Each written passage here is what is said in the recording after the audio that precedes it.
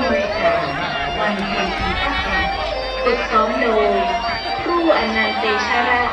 และครูปานอมแสงชัยนักแสดงจากชมรมคนรักสุขภาพอำเภอต้องหัวช้างจังหวัดลำพูนเจ้า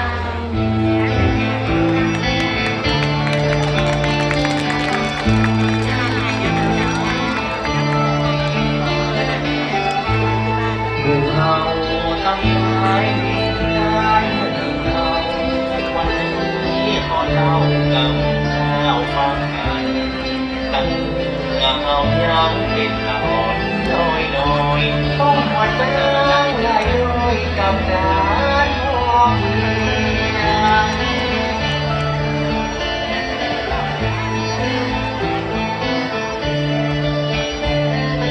ห็นเรามีวิถีชีวิตอยู่กับน้องกับเราตัวหาขอเล่าเอามาเป็นคำตอบกันกันใดขอร้องเขาโน้หัวใจใจคิดลานได้ไปน้องคุยกันไป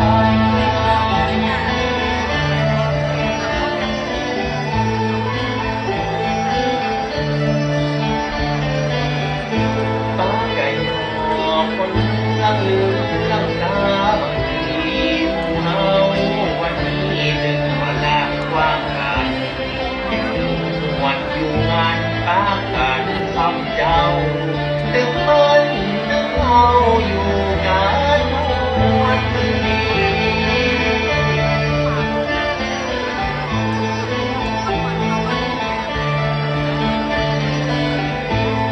ที่ตา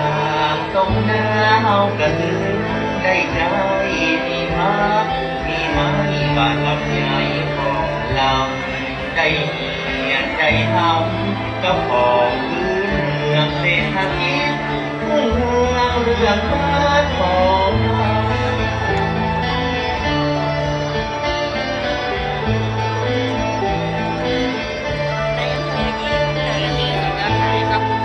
ราขอพรเจ้าแม่น้